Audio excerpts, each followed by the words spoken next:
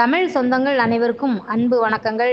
வாழ்க்கை அப்படிங்கிறதே எல்லாருடைய எதிர்பார்ப்பா இருக்கு அப்படின்னா, அது வந்துட்டு ஒரு வரமா இருக்கணும் அப்படின்னு சொல்லிதான். ஆனா, ஒரு சில பேருக்கு வாழ்க்கை அப்படிங்கிறது ஒரு வரமாகவும், சில பேருக்கு அத வாழ்க்கையே ஒரு சாபமாகவும் இருக்கிறது தான் இன்னைக்கு நிதர்சனமா நம்ம பார்க்கக்கூடிய பதிவு.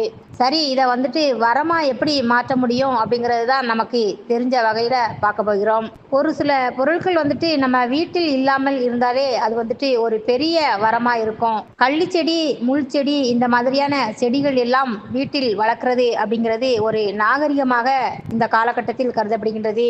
ஆனா அந்த மாதிரி செடிகள் எல்லாமே உங்க மனசுல எல்லாமே தீய எண்ணங்களை உண்டாக்கும் அல்லது மன அழுத்தத்தை ஏற்படுத்தும் அப்படின்னு சொல்லப்படுதுங்க. அதனால பெரும்பாலும் இந்த முள் சம்பந்தப்பட்ட செடிகள் ஏதாச்சும் வீட்டில் இருந்தது அப்படிங்கிற பட்சத்துல அதை வீட்டில் இருந்து அகற்றிடுங்க. நம்ம சொல்ற செடியில வந்துட்டு ரோஜா பூக்கு வந்து இது வந்து பொருந்தாது அப்படிங்கிறது இந்த இடத்துல பதிவு செஞ்சுக்கிடுங்க. அதே போல காகிதப்பூ, காகித செடி இதெல்லாமே வீட்டுல அலங்காரத்துக்கு பயன்படுத்துறது நமக்குள்ள ஒரு தாழ்வு மனப்பான்மையை ஏற்படுத்திடும் அல்லது மன அழுத்தத்தை ஏற்படுத்திடும் அப்படின்னு சொல்லப்படுறதும் உண்டு. அந்த காகித செடிகளுக்கு பதிலா நம்மளே வீட்டுல சின்ன சின்ன செடிகள் வாங்கி நம்ம வைக்கலாம். இப்படி அலங்காரத்துக்காக வீட்டில் வைக்கணும் அப்படின்னா சாமிக்கோ இல்ல மற்ற இடங்களிலோ அழகுக்கு வைக்க வேண்டும் அப்படின்னா உண்மையான பூக்கள் என்று சொன்னால் நறுமணமிக்க வாசனை மிகுந்த பூக்களை வாங்கி அலங்காரப்படுத்துங்கள். அது ரொம்பவும் நல்லதுங்க. அதை விட்டுட்டு காகித பூக்களையோ காகித செடியையோ வாங்கி தயவு செய்து வீட்டில் வைக்காதீங்க. வீட்டில் எல்லா பொருட்களையும் கவனிச்சுக்கிட்டே இருங்க.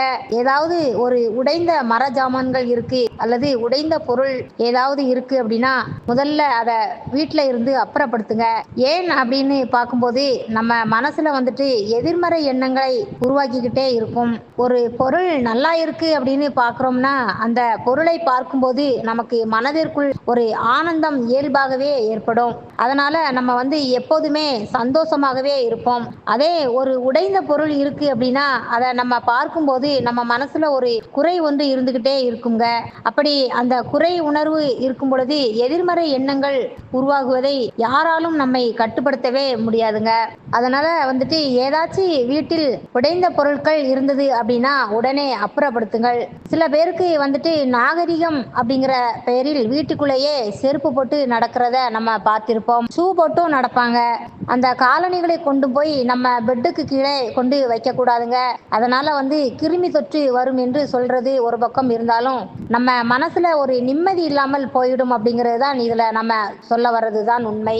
ஒரு சிலர் வீட்டுல பாத்தீங்கன்னா விதவிதமா ஓவியங்கள் வரைஞ்சிருப்பாங்க. படங்கள் நிறைய மாட்டி வச்சிருப்பாங்க. அதுல இந்த படங்கள் எல்லாம் தவிர்த்திடணும் அப்படின்னு சொல்லப்படுவதும் உண்டு. உதாரணமா பன்றியோட படம், பாம்பு, கழுகு, ஆந்தை, வௌவால் இது போன்ற படங்கள் எல்லாமே வீட்டில் வரையவும் கூடாது. அது வந்துட்டு புகைப்படமாக எடுத்து மாட்டவும் கூடாது அப்படின்னு சொல்றாங்க. ஒருவேளை அது இருந்தது அப்படின்னா என்ன ஆகும்னு சிலர் கேட்கலாம். குடும்பத்துல இதெல்லாம் பார்க்க பார்க்க மனசுல வன்முறையான எண்ணங்கள் வரும். ஒருத்தரோட ஒருத்தர் சண்டையிட்டு இருப்போம் அப்படின்னு சொல்றாங்க. அதனால இந்த மாதிரி படங்கள் எல்லாமே தயவு செய்து வீட்டில் வச்சுக்காதீங்க.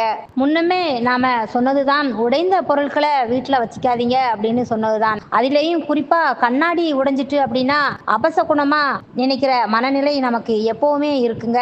அதே போல உடைந்த கண்ணாடி வீட்டுல இருந்தால் உடனே தூக்கி எறியுங்கள். இத மாதிரி பூஜை அறையில வைத்திருக்கும் சாமி படங்களாக இருக்கட்டும், அது ரொம்ப நாளாக நம்மிடம் இருந்தாலும் பரவாயில்லை, அது உடைந்திருந்தது அப்படின்னா உடனே அதை அப்புறப்படுத்துங்க. இப்படி உடைந்த சிலைகளையோ உடைந்த படத்தையோ வீட்டுல கட்டாயம் வச்சிருக்கவே கூடாது என்கிறத நம்ம பெரியவங்க நமக்கு ஏற்கனவே சொல்லியிருக்காங்க.